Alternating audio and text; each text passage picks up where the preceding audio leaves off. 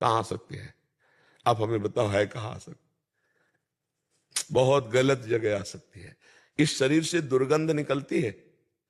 गर्मियों में जब इधर से कभी किसी के, तो देखो कैसा, और फिर छिड़क के देखो नाक से कान से मल, मुंह से, और नीचे के तो मल के द्वार हैं, मूत्राशय मलाशय से जुड़े हुए द्वार हैं।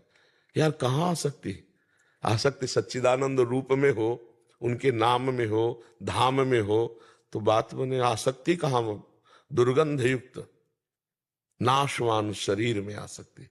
हे भाई, भजन करो तो शुद्ध बुद्धि हो, तब आपको पता चलेगा। अब कछुनाथ न चाही, अंदर आएगा प्रभु, नहीं नहीं नहीं। जैसे वमन है ना, खाने का मन नहीं होगा, वमन माने उल्टी। जैसे मल दोबारा देखने की इच्छा नहीं होती। जैसे सुंदर खीर हो और कान में कोई बता दे इसमें विष मिला है, तो खा नहीं सकते। ऐसे इन संसार के भोगों से घृणा और भय पैदा हो जाता है उसको, जो भगवान का भजन करता है। अरे नहीं, जब अंदर आनंद मिलता है ना, तो बाहर से फिर मन नहीं जाता। निज सुख बिन मन होई की थीरा। तो मुझे लगता है भजन करो और भगवान से प्रार्थना करो, वो आपको ज्ञान दे, तो हर जगह से आसक्ति हट जाएगी, हर जगह से आसक्ति हट जाएगी। ठीक। मनीषा नेहा जी, राधा कुंड। महाराज जी, आप कहते हैं कि ब्रिजवासी के टूक से भगवत प्राप्ति हो जाती है, तो महाराज जी हम ब्रिजवासी हैं तो हमें भगवत प्राप्ति कैसे होगी? हमें श्री जी के लिए वो अनन्य भाव कैसे आएगा? पूरा शब्द सुनोगे तो किसका प्रश्न है? पूरा शब्द सुनोगे तो उत्तर है। ब्रजवासियों का टूक भजन कराता है और भजन से भगवत प्राप्ति होती है। पूरा शब्द सुनो ना, ब्रजवासियों का अन्न भजन कराता है, क्योंकि एक एक टूक मांग लेते हैं तो आगे अभिमान गलित होता है, दैन्यता होती है। और पवित्र अन्न ब्रजवासियों का, ब्रजभूमि में जो वास करते हैं, पवित्र अन्न है, तो उनका जब टुकड़ा लिया और रात दिन भजन किया, तब भगवत प्राप्ति होती है। तो तुम रात दिन भजन करोगे तो भगवत प्राप्ति हो जाएगी। देखो गोपियों की मुरारी पादार्पित चित्त वृत्ति, एक वृत्ति भी ऐसी नहीं है जो कृष्ण से विलग हो। विक्रेतु कामाखिल गोप कन्या मुरारी पादार्पित चित्त वृत्ति।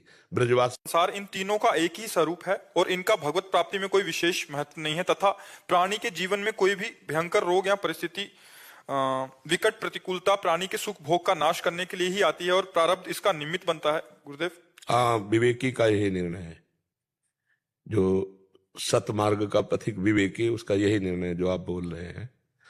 पर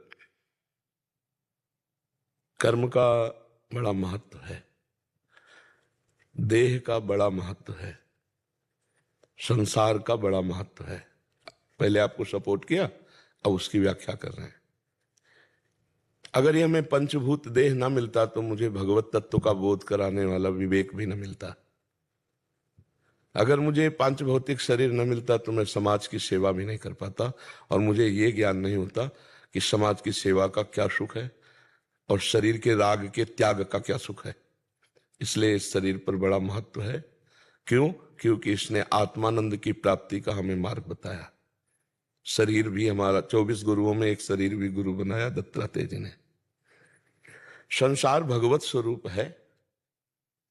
ये हम जब अपने सुख का त्याग करके और इनके सुख की भावना करके भगवत चिंतन किया, तो जो शुद्ध ज्ञान प्रकट हुआ, बहु नाम जन्मनावंते ज्ञानवान माम प्रपद्यते वासुदेवा सर्वमिति सामात्मा